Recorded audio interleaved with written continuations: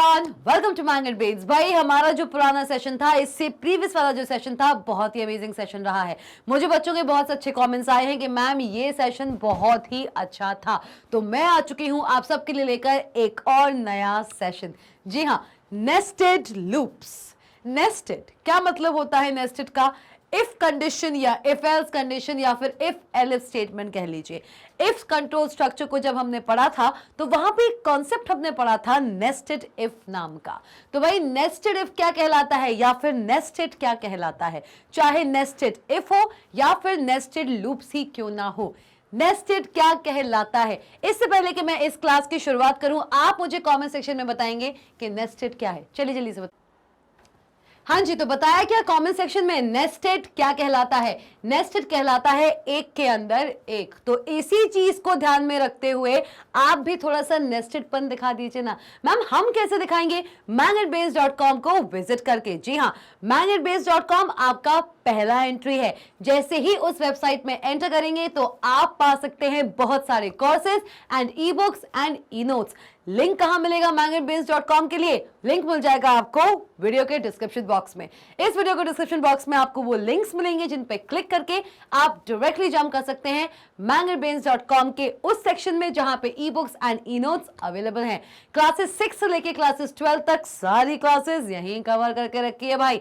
एक स्कूल आपके offline schools है आपके शहर में और एक ऑनलाइन स्कूल यहां पर बैठा है। तो सोचना क्या है, शुरुआत करें नेस्टेड लूप्स की। भाई इससे पहले कि हम नेस्टेड लूप्स को और भी ज्यादा ध्यान से देखें, ध्यान से समझें, नेस्टेड एक ऐसा शब्द है जो हम पहले भी देख चुके हैं इफ कंट्रोल स्ट्रक्चर में। बहुत अच्छे, बहुत अच्छे। इफ के अंदर मैंने आपको क्या बताया था?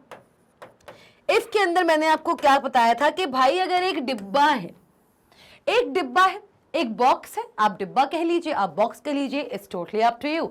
भाई एक बॉक्स है, इस बॉक्स के अंदर एक और बॉक्स, इस बॉक्स के अंदर, इस बॉक्स के अंदर एक और बॉक्स, इस बॉक्स के अंदर एक और बॉक्स और इस बॉक्स के अंदर भी एक और बॉक्स। भैया मतलब बॉक्स के अंदर, बॉक्स के अंदर, बॉक्स के अंदर बॉक्स।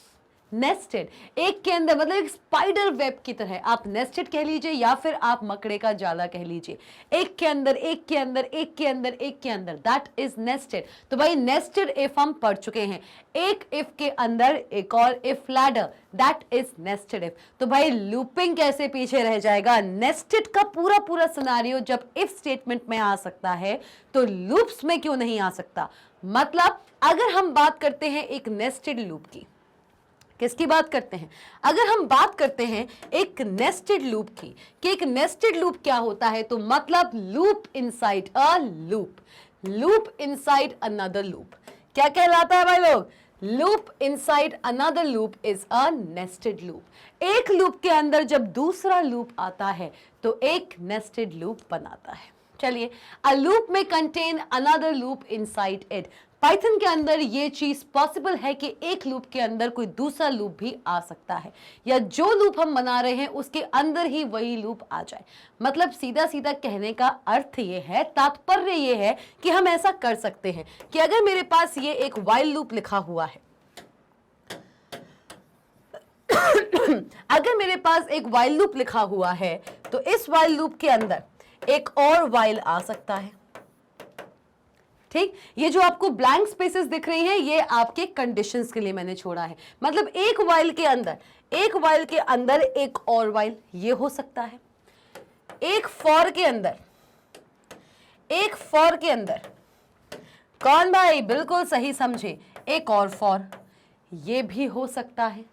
या फिर एक व्हाइल के अंदर, एक व्हाइल के अंदर एक फॉर लूप, ये भी हो सकता है। या फिर वाइसा वर्सा, वाइसा वर्सा।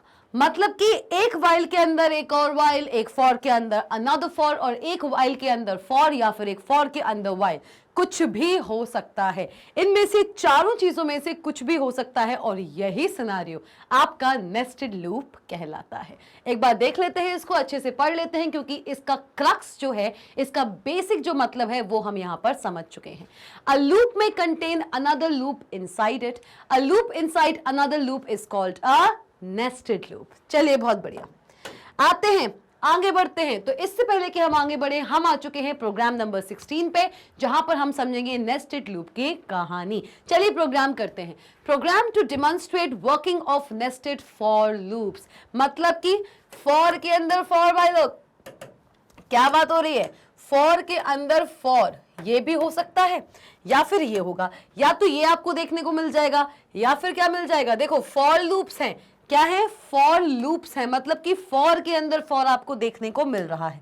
इसमें सिर्फ और सिर्फ आपको फॉर के अंदर फॉर देखने को मिलेगा। इस प्रोग्राम की हेल्प से आप फॉर के अंदर फॉर कैसे बनता है, किस तरीके से वर्क करता है, ये बहुत अच्छे से समझने वाले हैं। चलिए भाई, तो शुरू करें ये प्रोग्राम। आइए, प्रोग्राम नंबर 16, जैसे कि आप सब जानते हैं कि किसी भी प्रोग्राम की शुरुआत हमेशा एक कमेंट से किया करो। कोई मैंडेटरी नहीं है कि आप हर प्रोग्राम की शुरुआत में एक कमेंट दें, लेकिन अगर प्रोग्राम लिखने की शुरुआत अगर कमेंट से करेंगे, या बीच बीच में जहां पर भी आपको लगता है कि कमेंट देना सही रहेगा, अगर आप कमेंट्स डालते हैं, तो आपके एग्जामिनेशन में आपको फुल मार्क्स दिलाने से कोई बाहर की शक्ति नहीं रोक सकती, क्योंकि एक कमेंट एक प्रोग्राम को और भी ज्यादा रीडेबल बनाता है और आपके प्रोग्राम को एक वेल डिफाइंड स्ट्रक्चर भी प्रोवाइड करता है। तो एग्जामिनेशन में कोई भी प्रोग्राम लिख के आओगे ना, उसमें कमेंट्स डाल के आना भर भर के। चलिए आइए, program number 16, it is the program which is used to demonstrate working of nested for loop.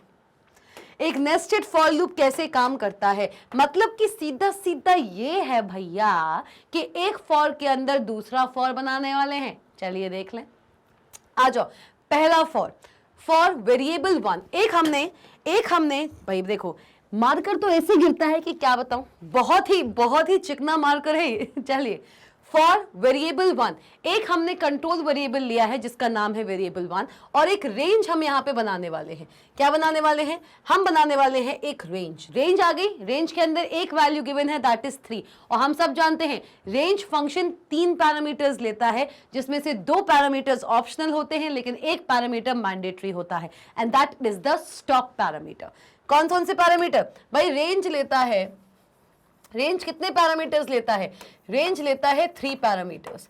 कितने पैरामीटर्स भाई, रेंज लेता है, एक बार इसको फिर से देख लेते हैं, लेता है एक स्टार्ट वैल्यू, फिर लेता है वो एक स्टॉप वैल्यू, और क्या लेता है, और लेता है ये स्टेप वैल्यू। भाई 3 वैल्यूज, 3 पैरामीटर्स, 3 पैरामीटर्स, एक रेंज फंक्शन, और इस पूरे रेंज फंक्शन में ये जो बाकी के 2 वैल्यूज हैं, बाकी के जो 2 ये पैरामीटर्स हैं, ये आपके ऑप्शनल पैरामीटर्स हैं। परमानेंट पैरामीटर्स कौन से हैं, that is the stop parameter. भाई रेंज फंक्शन जहां भी लिखोगे उसमें कम से कम एक वैल्यू तो आना बनता ही बनता है, and that is the stop value. Start आपका ऑप्शनल है, स्टेप आपका ऑप्शनल है। भाई अगर स्टार्ट ऑप्शनल है, अगर नहीं दिया है तो स्टार्ट होगा 0 से और स्टेप जाएगा 1 बाय डिफॉल्ट। अगर किसी भी रेंज फंक्शन के अंदर स्टार्ट वैल्यू मेंशन नहीं है, स्टेप वैल्यू मेंशन नहीं है, तो बाय डिफॉल्ट आपकी लिस्ट, क्योंकि रेंज फंक्शन किस लिए इस्तेमाल होता है, range function is used to create a list of, क्या क्रिएट करता है, क्रिएट करता है लिस्ट ऑफ इंटीजर्स। भाई अगर स्टार्ट नहीं दिया हुआ है, स्टेप नहीं दिया हुआ है, लेकिन स्टॉप तो दिया होगा, तो स्टॉप कितना दिया हुआ है, यहां पे स्टॉप दिया हुआ है आपको 3। क्या दिया हुआ है भाई लोग, 3। तो ये जो 3 है वो स्टॉप की वैल्यू है। किसकी वैल्यू है, 3 जो है वो स्टॉप की वैल्यू है। तो ये जो आपका पूरा का पूरा फॉर लूप चल रहा है, ये एक लिस्ट क्रिएट करेगा। क्या क्रिएट करेगा, ये एक लिस्ट क्रिएट करेगा जो कि स्टार्ट होगी आपकी 0 से। याद रखना, यहां पे स्टॉप की वैल्यू 3 दी हुई है, हमेशा स्टॉप 3 नहीं होगा, आप स्टॉप वैल्यू कुछ भी दे सकते हो। यहां पे हमने 3 वैल्यू देके रखी है। चलिए, तो लिस्ट आपकी जो बनेगी यूजिंग दिस रेंज फंक्शन, आपकी लिस्ट बनेगी कहां से कहां तक, भाई 0 से शुरू होगी, भाई 0 से शुरू होगी, ठीक है मैम, 0 से शुरू हुई और कहां तक जाएगी, कहां तक जाएगी, स्टेप -1, मतलब स्टॉप -1, 3 - 1 तक जाएगी, मतलब कि 2 तक जाएगी। ओके, तो भाई range function stop value that is 3, list बनना शुरू हुई है 0 से, क्योंकि बाय डिफॉल्ट अगर स्टार्ट वैल्यू नहीं दी हुई है तो 0 से स्टार्ट होगा और कहां तक जाएगा, स्टॉप -1 तक जाएगा भाई, कहां तक जाएगा, स्टॉप -1, और -1 तक क्यों जा रहा है, क्योंकि स्टेप की वैल्यू 1 है। अगर स्टेप की वैल्यू 2 होती या 3 होती तो स्टॉप माइनस स्टेप, सिंपल इतना है कि स्टॉप माइनस स्टेप तक आपकी लिस्ट जाती है। क्लियर, कहां तक जाती है, स्टॉप माइनस स्टेप तक जाती है। कहां तक जाती है भाई, स्टॉप माइनस स्टेप तक जाती है। ठीक है मैम, ठीक है मैम, समझ लिए ये बात, समझ में आ गई है ये बात कि भाई स्टॉप माइनस स्टेप तक आपकी पूरी की पूरी वैल्यूज यहां पर जाएंगी। ओके आइए, तो भाई ये लिस्ट बनकर मेरी तैयार है, 0 से शुरू हुआ। स्टेप क्या बताता है कि जो अपकमिंग इंटीजर्स हैं इस लिस्ट के अंदर, जितने भी इंटीजर्स लिस्ट में आएंगे उन सब के बीच में कितने कितने का डिफरेंस होगा, 1 का डिफरेंस होगा, क्योंकि स्टेप वैल्यू वहां पे बाय डिफॉल्ट 1 है, क्योंकि इस फंक्शन के अंदर हमने कोई भी स्टेप वैल्यू मेंशन नहीं की। तो बाय डिफॉल्ट जहां स्टार्ट 0 से शुरू होता है, स्टेप आपका 1 होता है, और स्टॉप क्या बोलता है, स्टॉप बोलता है stop minus step, that is 0, 1, 2। ये हमारी लिस्ट बनकर तैयार है। अगर आपको अभी भी रेंज फंक्शन समझ नहीं आया है, दैट मीन्स कि आपने मेरा रेपिटेशन पार्ट 3 नहीं देखा है। जल्दी से इस वीडियो को यही पॉज कीजिए, क्योंकि अभी वीडियो आपकी शुरू ही हुई है। जल्दी से जाइए रेपिटेशन पार्ट 3 को देखिए, क्योंकि रेंज फंक्शन वहां पे मैंने बहुत ही अच्छी तरीके से with various examples, various cases अच्छे से समझाया है। आप चाहें तो उस वीडियो के उस पोर्शन पे डायरेक्टली जंप कर सकते हैं जहां पर रेंज फंक्शन मैंने डिस्कस किया है, that is after the for loop. Repetition part 3 में फॉर लूप कवर किया गया है और रेंज फंक्शन भी कवर किया गया है। जो लोग रेंज फंक्शन पहले से पढ़ के आए हैं उनके लिए ये प्रोग्राम बहुत ही इजी बनने वाला है।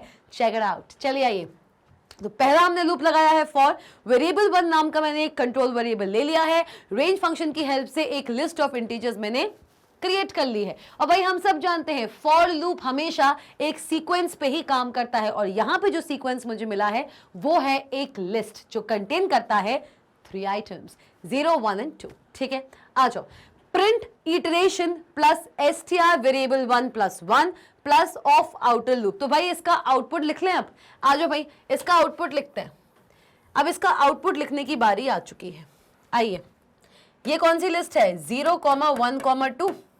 ठीक है, इसका ड्राई रन करते हैं, या फिर मैं ये सोच रही हूं कि अगर नेक्स्ट स्लाइड में मुझे इसका मिल जाए तो ज्यादा बेहतर होगा। ओके चलिए इसका ड्राई रन करते हैं। आइए,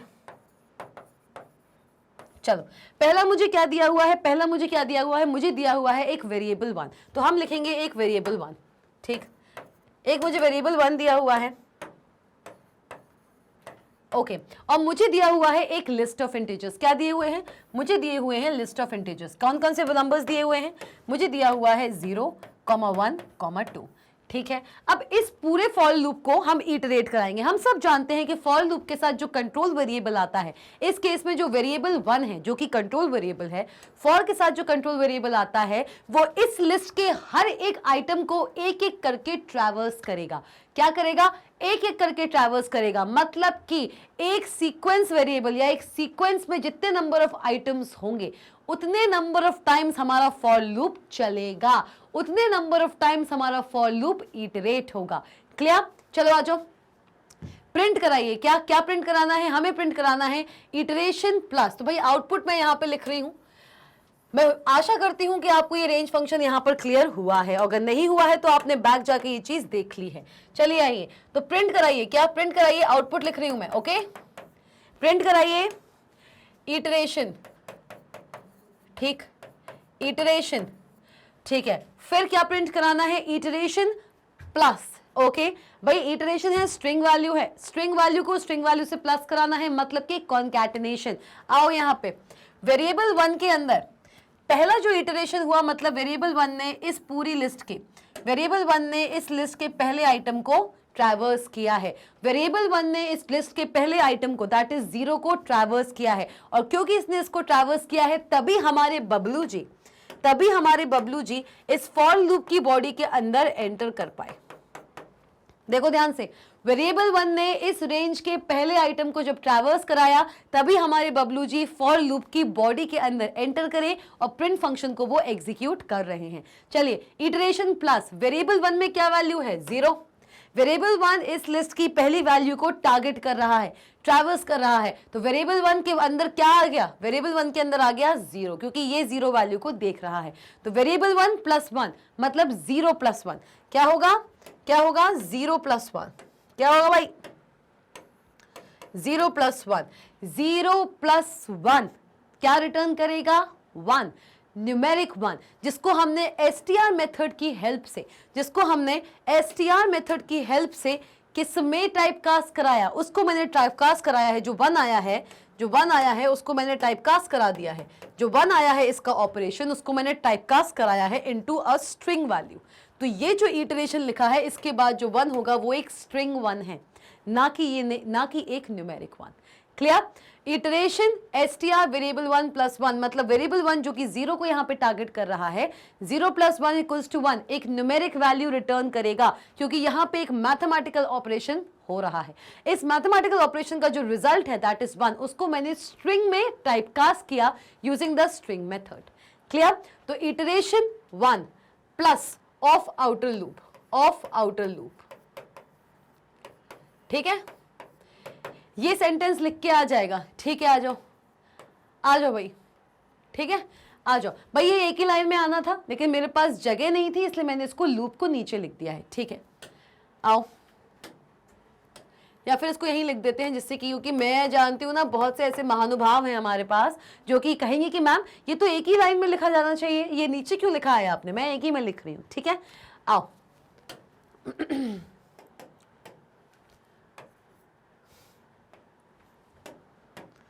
okay, iteration 1 of outer loop. चलिए आइए, इसके अंदर जैसे ही आई मैं प्रिंट फंक्शन को हमारे पाइथन इंटरप्रेटर ने यहां पर प्रिंट कर दिया है, उसके बाद उसको मिला है एक नेक्स्ट फॉर। क्या मिला, एक फॉर के अंदर फॉर। जी हां, अब यहां पे पाइथन इंटरप्रेटर ने, हमारे बबलू जी ने इस सेंटेंस को यहां पे, इस इंस्ट्रक्शन को एग्जीक्यूट किया। एग्जीक्यूट करने के बाद वो आगे बढ़े, और जैसे ही वो आगे बढ़े उन्हें मिला है अनदर फॉर लूप। देख लिया, नेस्टेड फॉर, एक फॉर के अंदर दूसरा फॉर। अनदर फॉर लूप जो अपने साथ रखता है एक और कंट्रोल वेरिएबल। क्या रखता है, एक ऐसा फॉर जो अपने साथ रखता है एक और कंट्रोल वेरिएबल, जिसका नाम क्या है, जिसका नाम क्या है, जिसका नाम है, जिसका नाम है वेरिएबल, जिसका नाम है वेरिएबल 2। क्या नाम है भाई, क्या नाम है, वेरिएबल 2। और ये जो वेरिएबल 2 है ये भी एक रेंज को ट्रैवर्स करेगा। किस रेंज को, ये भी एक रेंज को ट्रैवर्स करेगा। और कौन सी रेंज होगी ये भाई, स्टॉप वैल्यू दी हुई है, स्टॉप वैल्यू दी हुई है, नेस्टेड लूप। ठीक है, स्टॉप वैल्यू दी हुई है, मतलब कि ना ही स्टार्ट दिया हुआ है ना ही स्टेप, तो क्या होगा 0,1। हमेशा स्टॉप माइनस स्टेप जाता है, स्टॉप माइनस स्टेप जाता है। जो स्टॉप वैल्यू दी हुई होती है वो कभी भी लिस्ट का पार्ट नहीं बनती। यहां पे 3 दिया था तो 2 तक गया, यहां पे 2 दिया है तो 1 तक गया। क्लियर, चलो आओ भाई, ये हुआ, नेक्स्ट फॉर आया, फॉर में हमको नेक्स्ट कंट्रोल वेरिएबल मिला, और उस कंट्रोल वेरिएबल ने एक नेक्स्ट लिस्ट को ट्रैवर्स करना शुरू किया। तो वेरिएबल 2 ने सबसे पहले इस पहले आइटम को यहाँ पे ट्रैवर्स किया, और जब इसको ट्रैवर्स किया तो पाइथन इंटरप्रेटर ने इसके अंदर छलांग मार ली। जैसे ही वेरिएबल 2 ने इसको ट्रैवर्स किया, हमारे पाइथन इंटरप्रेटर ने इसकी बॉडी के अंदर, इस दूसरे फॉर की बॉडी के अंदर छलांग मारी है, और यहाँ पे उसको एक स्टेटमेंट मिल रहा है, प्रिंट वेरिएबल 2 प्लस 1। वेरिएबल 2 में अभी कौन सी वैल्यू है, वेरिएबल 2 में अभी कौन सी वैल्यू है भाई, वेरिएबल 1 जब इस लिस्ट की पहले आइटम को ट्रैवर्स कर रहा था तो उस लिस्ट आइटम को उसने एज अ वैल्यू स्टोर कराया। तो सिमिलरली वेरिएबल 2 इस लिस्ट को जब ट्रैवर्स कर रही है तो उसके पहले आइटम को एज अ वैल्यू स्टोर कराएगी। तो प्रिंट क्या होगा, प्रिंट होगा 0 प्लस 1 दैट इज 1। तो क्या प्रिंट होगा, यहाँ पे प्रिंट होगा 1। ठीक है, प्रिंट हो गया 1। ठीक है, अब आ गए हम यहाँ पे लूप के बाहर। लूप के बाहर आएंगे क्या, लूप के बाहर आएंगे, नहीं आएंगे, क्योंकि ये कंडीशन है वो अभी भी ट्रू चल रही है। अभी भी इसने, इस वेरिएबल 2 ने इस पूरे के पूरे लिस्ट आइटम को ट्रैवर्स नहीं किया। तो फिर से इस स्टेटमेंट को प्रिंट कराने के बाद हमारे पाइथन इंटरप्रेटर फिर से जाएंगे, कहां जाएंगे, फिर से जाएंगे इस फॉर के पास। किसके पास भाई, किसके पास जाएंगे, हाँ जी, किसके पास जाएंगे, हमारे पाइथन इंटरप्रेटर दोबारा इसके पास जाएगा, दैट इज जो हमारा नेक्स्ट फॉर है उसके पास जाएगा। अब बताइए कि क्या पाइथन इंटरप्रेटर को इस फॉर के पास जाना चाहिए या पहले वाले फॉर के पास, चलिए बताइए जल्दी से। हाँ जी, तो बताया किसके लिए कर रहा है ये, कौन जाएगा भाई, जो हमारे पाइथन इंटरप्रेटर भाई साहब हैं, जो हमारे पाइथन इंटरप्रेटर भाई साहब हैं, ये किस फॉर के पास जाएंगे, तो भाई ये जाएंगे इस वाले फॉर के पास। क्यों? क्योंकि अभी तक जो फॉर के साथ कंडीशन चल रही है, जो कंट्रोल वेरिएबल चल रहा है, उसने पूरे के पूरे लिस्ट आइटम्स को ट्रैवर्स नहीं किया, मतलब कंडीशन अभी फॉल्स नहीं हुई है, ये चीज अभी भी ट्रू रिटर्न कर रही है। और कंट्रोल वेरिएबल और लिस्ट आइटम्स ट्रू कब तक रिटर्न करते हैं? जब तक एक लिस्ट के अंदर एक भी आइटम छूटा हुआ ना हो। एक भी आइटम अगर छूटा हुआ है तो आपके वेरिएबल टू को, दैट इज आपके कंट्रोल वेरिएबल को, उस आइटम को भी ट्रैवर्स करना पड़ेगा। As soon as the all the items of the given list gets traversed, then only then the for loop will get to be terminated, will be terminated। चलिए आइए, variable two in range two, तो भाई क्या हुआ, Python interpreter ने क्या किया, इस स्टेटमेंट को एग्जीक्यूट किया, और इस स्टेटमेंट को एग्जीक्यूट करने के बाद वापस आया हमारे इनर फॉर के पास, क्योंकि इनर फॉर का जो वेरिएबल टू कंट्रोल वेरिएबल है वो अभी भी इस लिस्ट को ट्रैवर्स करना चाह रहा है। आइए, इसके पास आया वेरिएबल टू ने, फिर ट्रैवर्स किया 1 को। किसको ट्रैवर्स किया भाई, किसको किया है, वेरिएबल टू ने ट्रैवर्स किया इसी लिस्ट के नेक्स्ट आइटम को, एंड दैट इज 1। तो वेरिएबल टू के अंदर क्या आ गया, अब क्या आ गया 1, तो वेरिएबल टू के अंदर आ गया है 1, और जैसे ये हुआ पाइथन इंटरप्रेटर ने फिर से फॉर के अंदर एंट्री मारी, हमारा जो इंस्ट्रक्शन है वो सही चल रहा है, तो पाइथन इंटरप्रेटर ने फिर से इसके अंदर एंट्री मारी है, और अब क्या होगा, प्रिंट वेरिएबल टू प्लस 1। तो वेरिएबल टू की वैल्यू अब क्या है, that is 1, 1 plus 1 that is 2। Clear, 1 plus 1 that is 2, मतलब क्योंकि वेरिएबल 1 ने इस नेक्स्ट लिस्ट आइटम को ट्रैवर्स किया, तो वो list item as a value हो जाएगी इस कंट्रोल वेरिएबल की, and that value and that particular variable 2 will be plussed with the 1 value. तो कितना होगा, 1 प्लस 1 दैट इज 2। प्रिंट हो गया। अब दोबारा से हमारा पाइथन इंटरप्रेटर फिर से जाएगा इस फॉर के पास, इनर फॉर के पास जाएगा अभी फिर से, अभी वो इनर फॉर से बाहर नहीं निकला है, और बोलेगा कि भाई वेरिएबल टू को कहो कि रिमेनिंग जितनी भी आइटम्स हैं इस रेंज में उनको और ट्रैवर्स करे। लेकिन यहाँ पे हमारे वेरिएबल टू कहेंगे कि भाई हम नहीं कर सकते, क्योंकि ये पूरी की पूरी लिस्ट ट्रैवर्स हो चुकी है मेरे हाथों, और ऐसा हो चुका है, तो अब आप बाहर आ जाओ। क्या करो, अब आप बाहर आ जाओ। तो अब जो हमारा पाइथन इंटरप्रेटर है वो इस फॉर लूप से बाहर आएगा, और फॉर लूप से बाहर आने के बाद उसे मिला क्या, उसे मिला प्रिंट स्टेटमेंट। प्रिंट स्टेटमेंट क्या मिला, आउट ऑफ इनर लूप। क्या मिला भाई, इसको मिला है आउट ऑफ इनर लूप, ये वाला इसको स्टेटमेंट मिला, और इसने यहां पे इसको प्रिंट कर दिया। हाँ जी मैम, प्रिंट कर दिया। लेकिन एक बात याद रखिए कि ये जो हमारे पाइथन इंटरप्रेटर भैया हैं, जो हमारे बबलू जी हैं, वो इनर लूप को तो एग्जीक्यूट करके बाहर आ गए, लेकिन वो अभी भी अपर लूप के, जो हमारा आउटर लूप है, उसके अंदर अभी भी हैं। क्यों? क्योंकि वेरिएबल 1 ने अभी तक पूरी लिस्ट आइटम्स को ट्रैवर्स नहीं किया है, उसके पहले ट्रैवर्सल में ये सारा का सारा काम हो गया। तो अब इस स्टेटमेंट को प्रिंट करने के बाद हमारे पाइथन इंटरप्रेटर वापस जाएंगे आउटर लूप के पास। इनर लूप को पूरी तरीके से ट्रैवर्स करने के बाद हमारे अब आउटर लूप पे हमारे जो पाइथन भाई साहब हैं, जो इंटरप्रेटर भाई साहब हैं, जो बबलू जी हैं, वो आउटर लूप के पास जाएंगे और बोलेंगे भाई आपका वेरिएबल 1 का जो पहला ट्रैवर्सल था 0 के लिए, उसके लिए मैं इतना काम करके आ गया हूं। अब वेरिएबल 1 को कहो कि दूसरा ट्रैवर्सल करें, तो अब वेरिएबल 1 करेंगे दूसरा ट्रैवर्सल, दैट इज फॉर 1। तो अब वेरिएबल 1 की वैल्यू कितनी हो जाएगी, वो हो जाएगी 1, और वेरिएबल 1 की वैल्यू जैसे ही 1 हुई, हमारे पाइथन इंटरप्रेटर फिर से एंटर कर जाएंगे इस पूरे लूप के अंदर। ऐसा चलता जाएगा, फिर से प्रिंट होगा, इटरेशन। वेरिएबल 1 की वैल्यू कितनी है, वेरिएबल 1 की वैल्यू है आपकी 1 plus 1 2 will be returned as a string value, so iteration 2 of outer loop। Clear हुआ। ऐसा करते करते कितनी बार चलेगा, 3 बार चलेगा। 1 के लिए चलेगा तो ये पूरा चलेगा, 2 के लिए चलेगा तो ये पूरा चलेगा। आ गया समझ?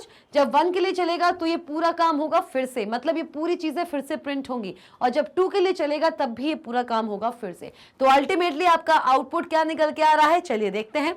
आइए आउटपुट देखते हैं भाई। आउटपुट देखिए, iteration of outer loop 1 and 2 out of inner loop, iteration 2 of outer loop 1 and 2 out of inner loop, iteration 3 of outer loop 1 and 2 out of inner loop। और भाई जब ये सारा काम हो जाएगा ना, जब ये सारा काम हो जाएगा तो अल्टीमेटली हमारा जो पाइथन इंटरप्रेटर है वो इस पूरे फॉर लूप से बाहर आ जाएगा, वो इस पूरे फॉर लूप से बाहर आ जाएगा। भाई किससे बाहर आ जाएगा? इस पूरे के पूरे फॉर लूप से वो बाहर आ जाएगा, और फॉर लूप से बाहर आने के बाद, फॉर लूप से बाहर आने के बाद उसको मिलेगा एक प्रिंट स्टेटमेंट जो बोलेगा out of outer loop. Clear? Out of outer loop, ये स्टेटमेंट इसको मिलेगा और वही इन्होंने प्रिंट करा के रखा है। देखिए क्लियर? मतलब आउटर जो फॉर लूप है उसका पहला इटरेशन ये, दूसरा इटरेशन ये, और तीसरा इटरेशन ये है, और out of the outer loop, out of the outer loop के बाद आपको ये प्रिंट स्टेटमेंट मिलेगा जो उसने यहाँ पे प्रिंट कर दिया है। क्लियर? मजा आया? ये कहलाता है आपका for inside a for, that is nested for loop. Clear? ये जो एग्जाम्पल्स हैं ये इतने ज्यादा एक्साइटिंग एग्जाम्पल्स हैं और इन पे चाहिए आपको बहुत प्रैक्टिस। एग्जामिनेशन में अगर नेस्टेड फॉर पे या नेस्टेड व्हाइल पे कोई भी क्वेश्चन आता है, अगर आप वो क्वेश्चन धुन ले गए ना, 4 to 5 मार्क्स आपके कहीं नहीं जा रहे। हाँ जी, प्रोग्राम आपका 3 या 4 मार्क्स का जरूर आता है, जिसको अगर आपने अच्छे से सॉल्व कर दिया, अच्छे से प्रोग्राम कर दिया, तो आपके 3 to 4 मार्क्स कोई आपसे नहीं छीन सकता। क्लियर? चलिए आइए। Python does not impose any restriction on how many loops can be nested। Python के अंदर ऐसा कोई भी restriction नहीं है कि एक loop के अंदर आप केवल एक ही loop nested कर सकते हो। You can nested n numbers। It is allowed to you to nest n number of loops inside any loop। आप एक लूप के अंदर जितने चाहें उतने लूप्स को नेस्टेड बना सकते हैं। मतलब क्या कि मैंने अगर कहा कि ये फॉर लिखा हुआ है तो इसके अंदर सिर्फ एक फॉर आएगा, ऐसी कोई बात नहीं। इस फॉर के अंदर एक फॉर आ सकता है, इस फॉर के अंदर एक फॉर आ सकता है, दूसरा फॉर आ सकता है, तीसरा फॉर आ सकता है, कितने भी फॉर्स आ सकते हैं इस एक फॉर के अंदर। देखना साइकिल को बड़े ध्यान से देखना, इस एक फॉर जिसका ये इंडेंटेशन चल रहा है, ये एक फॉर जिसका ये इंडेंटेशन चल रहा है, इसके अंदर कितने नंबर ऑफ फॉर्स आ सकते हैं? Multiple fors. और तो और एक फॉर के अंदर दूसरा फॉर आ सकता है, ये बात हम सब जान गए। अब इस फॉर के अंदर, जब इस फॉर के अंदर ये वाला फॉर आया तो इस फॉर के अंदर भी एक फॉर आ सकता है, समझना। इस फॉर के अंदर भी एक फॉर आ सकता है। मतलब ऐसा भी बन सकता है कि एक फॉर के अंदर n नंबर ऑफ फॉर्स आ सकते हैं और हर फॉर के अंदर दूसरा फॉर आ सकता है। इसके अंदर ये, इसके अंदर ये और इसके अंदर ये। क्लियर? तो क्या बोल रहे हैं कि Python does not impose any restriction on how many loops can be nested inside a loop or on the levels of nesting। यही दिया हुआ है कि एक फॉर के अंदर आप चाहें जितने फॉर लगाएं, Python प्रोग्रामिंग लैंग्वेज कभी भी आपको ये नहीं बोलेगी कि एक लूप के अंदर सिर्फ एक या 2 या 3 लूप्स ही आप नेस्ट कर सकते हो। एज सच कोई रेस्ट्रिक्शन नहीं है। ऐसा क्यों? क्योंकि ये लार्जली डिपेंड करता है on the demand of the question. Question ऐसा है कि वहां पे आपको इस तरीके से फॉर लूप लगाना पड़ रहा है, क्वेश्चन की डिमांड है कि वो आपसे मांग रहा है कि आप फॉर इस तरीके से लगाओ। पाइथन अगर आप पे ये रेस्ट्रिक्शन लगा देगा, अगर आप पे ये चीज इंपोज कर देगा, तो चीजें कैसे सॉल्व होंगी? इसलिए you can have nested n number of nested loops in Python programming language. चलिए, एनी टाइप ऑफ लूप, चाहे फॉर हो चाहे वाइल हो, क्या लिखा है? एनी टाइप ऑफ लूप, चाहे किसी भी टाइप का लूप हो, any type of loop, whether it's a for loop or a while loop, may be nested within another loop। वही जो मैंने बिल्कुल स्टार्टिंग में आपको बताया कि ऐसा कोई जरूरी नहीं है कि एक for के अंदर सिर्फ एक for आएगा, एक while के अंदर सिर्फ एक while ही आ सकता है। नहीं, एक while के अंदर आप एक for भी बना सकते हो और एक for के अंदर भी आप एक while बना सकते हो और n नंबर ऑफ whiles बना सकते हो। क्लियर? मतलब सीधा सीधा कहने का ये है कि एज सच कोई भी रेस्ट्रिक्शंस नहीं है कि एक जब आप नेस्टेड लूपिंग करते हो, जब आप नेस्टेड लूप बनाते हो तो उसमें आप कितने लूप्स एक लूप के अंदर बना सकते हो, कोई बाउंडेशन नहीं। एक लूप के अंदर कितने कितने लूप्स बना सकते हो, कोई बाउंडेशन नहीं। एक फॉर के अंदर सिर्फ फॉर बना सकते हो, एक वाइल के अंदर सिर्फ वाइल बना सकते हो, नहीं। आप किसी को भी कैसे भी किसी भी तरीके से एक दूसरे के अंदर बना सकते हो, that's it. No restrictions, no boundations. चलिए आगे आते हैं क्वेश्चन नंबर 17 पे। प्रोग्राम 17 जो इस पूरे कॉन्सेप्ट को क्लियर करेगा कि एक फॉर के अंदर एक वाइल या एक वाइल के अंदर फॉर भी एग्जिस्ट कर सकता है। Program to print the pattern for a number input by the user. अब ये जो प्रोग्राम है ये बहुत ही अमेजिंग प्रोग्राम है and one of my favourite programs में से एक है। मुझे पैटर्न्स ड्रॉ कराने में बहुत मजा आता है, जी हाँ, क्योंकि पैटर्न अगर आप ड्रॉ करना सीख गए तो आप लूपिंग समझ जाते हो। ये मेरा खुद का अपना पर्सनल एक्सपीरियंस है। आपसे एक बात शेयर करूं मैं, चलो अगर ये बात हो ही रही है तो मैं शेयर कर देती हूँ। When I was in class 11th and 12th and after that I did my graduation, okay, in computer science. So हुआ ये कि 12th तक मैंने कंप्यूटर्स पढ़ा, अच्छे से पढ़ा, जैसे अभी आप पढ़ रहे हो वैसे मैंने भी पढ़ा था। कंप्यूटर्स अच्छा लगता था, जो स्मॉल स्मॉल प्रोग्राम्स होते थे। मैंने जावा पढ़ी है, मेरे स्कूल में जावा थी 11-12 because I was an ICSE board student. मैं एक ICSE बोर्ड स्टूडेंट थी, तो जावा हमने पढ़ी थी एंड उसमें भी बहुत सारे पैटर्न्स, उसमें तो लिस्ट्स वगैरह, नोड्स, ये सब आते थे। तो लेकिन एक पॉइंट ऐसा आया था जहाँ पे मुझे ये लगता था कि प्रोग्रामिंग थोड़ी सी टिपिकल है। Easy programs easy to do मैं अच्छे से कर लेती थी, लेकिन जहाँ थोड़ी भी कॉम्प्लेक्स प्रोग्राम्स आते थे मैं उनको करने से डरती थी। और सबसे ज़्यादा मुझे जो दिक्कत आई थी वो आई थी पैटर्न्स पे, और स्पेशली जो हमारे माउंटेन वाले पैटर्न्स आते हैं उस पर बहुत दिक्कत आई थी। नॉर्मल पैटर्न तो मैं ऐसा जो पैटर्न बनता था उस पैटर्न को तो मैं बना लेती थी, कोई दिक्कत नहीं थी, पर इससे मुझे बहुत दिक्कत आती थी। क्यों? क्योंकि ऐसा पैटर्न अगर मुझे ड्रॉ करना है किसी भी आउटपुट कंसोल पे तो उसके लिए मुझे स्पेसेस का बहुत ध्यान रखना पड़ता था, है ना। लेकिन चलिए कोई बात नहीं, बात सिर्फ इतनी सी है कि मैंने फिर इस चीज़ पे कैसे मास्टरी की। मेन क्रक्स ये है इस डिस्कशन का, मैंने इस चीज़ पे मास्टरी इस तरीके से की है कि मैं चैलेंज लेके बैठी, मैंने पैटर्न्स को उठाया। मुझे लूप समझ नहीं आते थे, समझ रहे हो आप? जिस चीज़ को मैं आप सबके सामने आज इतनी अच्छी तरीके से पढ़ा पा रही हूँ, मुझे उनसे डर लगता था। तो ये बहुत नॉर्मल है अगर आपको लूप से डर लगता है। मैक्सिमम बच्चे ऐसे हैं जिनको लूप्स की वर्किंग समझ नहीं आती है। आई नो, मेरे खुद के कजन्स, मेरे खुद के रिलेटिव्स, मेरे खुद के फ्रेंड्स ऐसे हैं जिनको मैंने बैठा के लूप समझाया है। मुझे भी नहीं आती थी, लेकिन मैंने चैलेंज लिया और मैंने छोटे छोटे पैटर्न से शुरुआत की।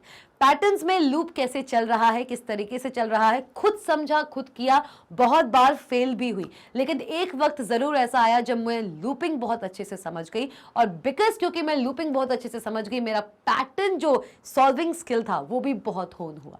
तो मैं ये कहानी आपसे इसलिए शेयर कर रही हूँ क्योंकि मुझे पता है कि आप में से बहुत से स्टूडेंट्स अभी इस कॉन्सेप्ट को बहुत ज़्यादा ट्रिकी और बहुत ज़्यादा कॉम्प्लेक्स फील कर रहे होंगे, क्योंकि मैंने भी किया। लेकिन इसके लिए आपको करना क्या है? अगर आप अपनी मास्टरी चाहते हैं किसी भी चीज में, आपको चैलेंज लेकर बैठना पड़ेगा और मैग्नेट ब्रेन से इसी तरीके से जुड़ना पड़ेगा। और मुझसे अगर आप कोई भी हेल्प चाहते हैं, I am all willing to help you out. Comment section में अपने डाउट्स बताते जाइए, लाइक करते जाइए, शेयर करते जाइए और मैग्नेट ब्रेन्स के ऑफिशियल चैनल को सब्सक्राइब भी करते जाओ। भैया आ जाएं, क्वेश्चन नंबर 17 बहुत ही अच्छा प्रोग्राम है, मार्क माय वर्ड्स, बहुत अच्छा प्रोग्राम है, क्योंकि पैटर्न अगर बनाना सीख लिया इस प्रोग्राम की हेल्प से, लूपिंग पे मास्टरी कर लोगे, स्पेशली नेस्टेड लूप पे आप बहुत अच्छी तरीके से पकड़ बना लोगे। चलिए आइए, एक मुझे पैटर्न ड्रॉ करना है, देख लेते हैं क्या पैटर्न ड्रॉ करना है मुझे। ये आपको पैटर्न दिया हुआ है, ये आपको पैटर्न दिया हुआ है आपके पाइथन आउटपुट कंसोल पे। जो पाइथन का आउटपुट कंसोल है उस पे इस तरीके से नंबर्स अरेंज होने चाहिए।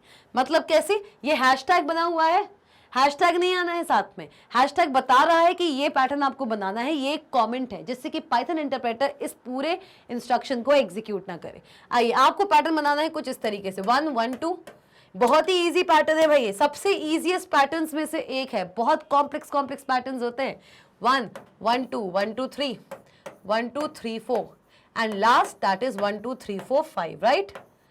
ये पैटर्न बनाना है भाई, बन जाएगा भाई, किसने कहा नहीं बनेगा, बनाएंगे। हैशटैग यहाँ पे सिर्फ इसको एज कमेंट रिप्रेजेंट करने के लिए यूज किया गया है। ये मत समझना कि आपको हैशटैग भी रिप्रेजेंट करना है, ऐसे भी पैटर्न्स आएंगे जहां पे आपको हैशटैग रिप्रेजेंट करना पड़ेगा। धीरज रखो, बिल्कुल धीरज रखो भैया। चलो आ जाओ, एक हमने लिया है नंबर, क्या लिया है, नंबर लिया है, ठीक है। Program to print the pattern for a number input by the user, भाई एक एग्जांपल के रूप में आपको बता दिया है कि आपका पैटर्न कुछ इस तरीके से दिखना चाहिए, लेकिन जो भी नंबर यूजर देगा उसको इस तरीके से आपको रिप्रेजेंट करना है। तो हमने ले लिया क्या, हमने यहां पे ले लिया है एक नम वेरिएबल। क्या ले लिया है, हमने लिया है यहां पे एक नम वेरिएबल जो कि यूजर से रन टाइम पे इनपुट ले रहा है। क्या ले रहा है, enter a number two generate it's pattern, ये आपको डिस्प्ले हो जाएगा ऑन द आउटपुट स्क्रीन, और जो भी नंबर आएगा उसको हमने टाइपकास्ट किया है इनटू इंटीजर, क्योंकि हम सबको पता है बाय डिफॉल्ट पाइथन इंटरप्रेटर पे आप कोई भी नंबर देंगे उसको एक स्ट्रिंग की तरह ही कंसिडर किया जाता है, इसलिए एक्सटर्नली एक्सप्लिसिटली हमें अपने पाइथन कोड में इसको टाइपकास्ट कराना पड़ता है with the help of int function. चलिए आइए, मैंने चलाया फॉर लूप। याद रखना पैटर्न जब भी ड्रॉ होगा, एक चीज याद रखना, पैटर्न जब भी ड्रॉ होगा वो पैटर्न जब भी ड्रॉ होगा वो पैटर्न हमेशा नेस्टेड लूप में ड्रॉ होगा। पैटर्न हमेशा नेस्टेड लूप में ड्रॉ होता है, क्लियर। जब भी कोई पैटर्न पूछेगा हमेशा याद रखना 2 नेस्टेड लूप लगेंगे या एक नेस्टेड लूप का आपका बनेगा, बिना नेस्टेड लूप के आप पैटर्न ड्रॉ नहीं कर सकते। आ जाओ, तो एक ये टिप हमने समझ ली, मतलब अगर एक फॉर है तो उसके अंदर या तो कोई दूसरा वाइल जरूर होगा या फिर दूसरा फॉर जरूर होगा। आइए, फॉर आई इन रेंज, भाई फॉर लूप है, हमेशा एक सीक्वेंस वेरिएबल या फिर रेंज फंक्शन पे काम करता है, बहुत सही। आ जाओ, रेंज स्टार्टिंग वैल्यू क्या दी है, भाई स्टार्टिंग वैल्यू दी है हमें 1। क्या दिया है, 1, मतलब कि 1 से शुरू होगा, नम प्लस 1, जो भी नंबर यूजर इनपुट करेगा उस नंबर से एक ज्यादा, मतलब कि अगर यूजर ने सपोज करो नम के अंदर दिया है, क्या यूजर ने नम के अंदर दिया है, इनपुट लिया है, num is equals to input method है, इनपुट मेथड मतलब यूजर से रन टाइम पे इनपुट ले रहा है, तो नम के अंदर मैंने लिख दिया 7, लिख दिया। सो नम प्लस 1 मतलब 1,7 ये दिया हुआ है, मतलब क्या है इस बात का कि आपकी लिस्ट 1 से शुरू होगी और 7-1 तक जाएगी, क्योंकि स्टेप अगर दिया नहीं है, स्टेप वैल्यू यहाँ पे दी हुई नहीं है, तो उसको हम बाय कंसिडर 1 क्रिएट करेंगे या कंसिडर करेंगे। तो क्या होगा, 1 से लेके 7-1 दैट इज 6 तक जाएगा। तो आपके पास क्या लिस्ट वैल्यू है, आपके पास लिस्ट वैल्यू है 0, 1, 2, 3, 4, 5, 6, यही होगा, या 7 नहीं करते हैं। एक काम करते हैं, ये जो पैटर्न बना हुआ है इसी को देख लेते हैं, चलो ठीक है। तो नम की वैल्यू मैं देने वाली हूं यहाँ पे 6, ठीक है, हम देने वाले हैं 6, तो कितना होगा 7। नम 6 दे दें क्या या 5 दे दें, बताओ। ये पैटर्न हम ड्रॉ करके आ जाते हैं, ठीक है, मैं दूसरा कोई नम नहीं दे रही हूं, चलो 5 दे देते हैं, आ जाओ 5, ठीक। तो 5 + 1 कितना हुआ, 5 + 1 कितना हुआ 6, तो कहां तक जाएगा 6 तक जाएगा, मतलब 1 से शुरू होगा, पहली बात तो 0 से शुरू नहीं होगा, 1 से शुरू होगा, कहां तक जाएगा 1, 2, 3, 4, 5, क्लियर।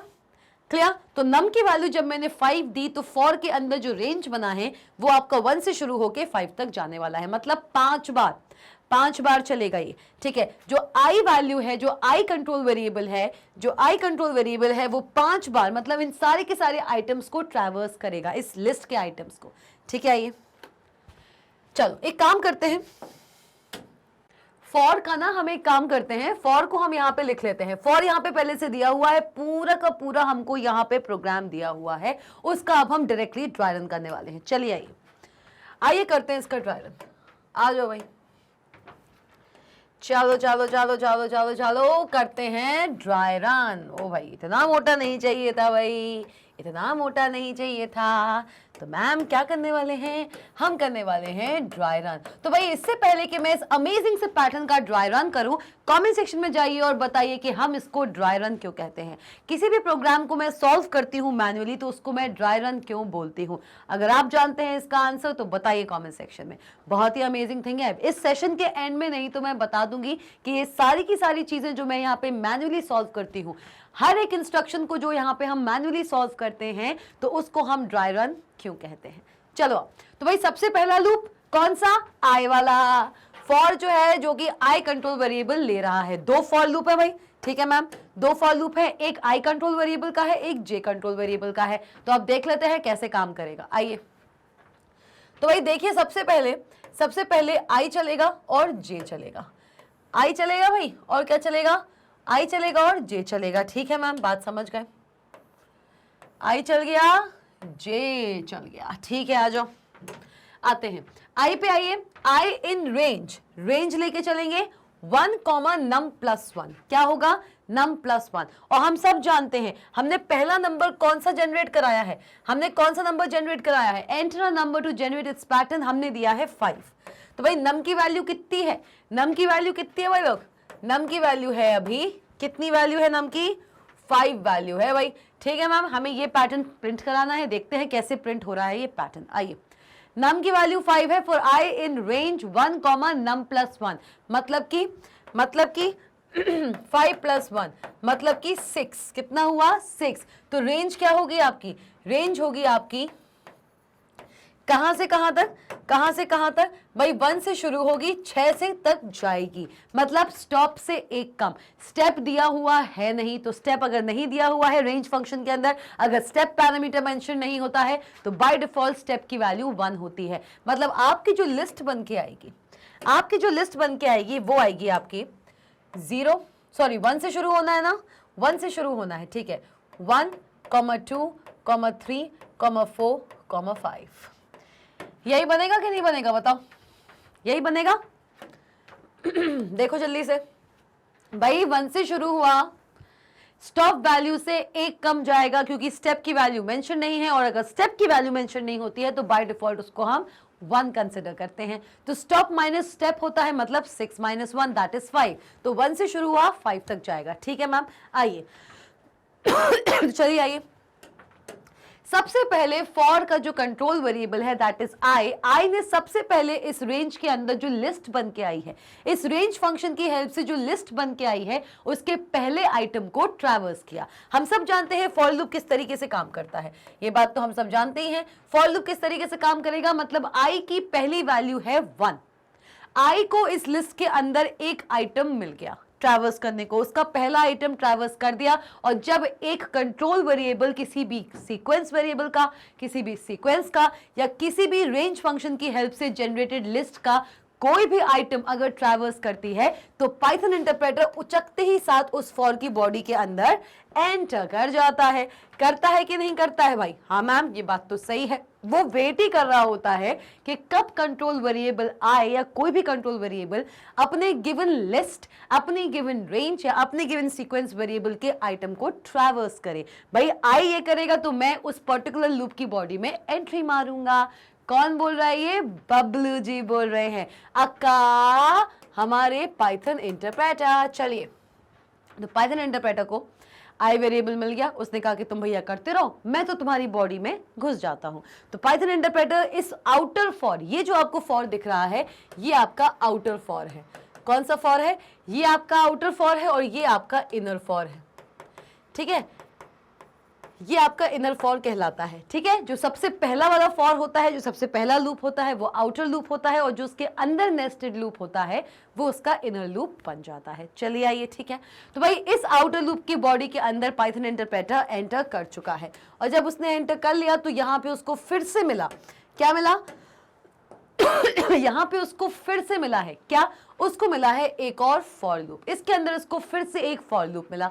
ठीक है, और ये फॉर लूप जो कंट्रोल वेरिएबल रखा है वो रखा है जे, जो एक पर्टिकुलर रेंज फंक्शन को ट्रैवर्स करेगा।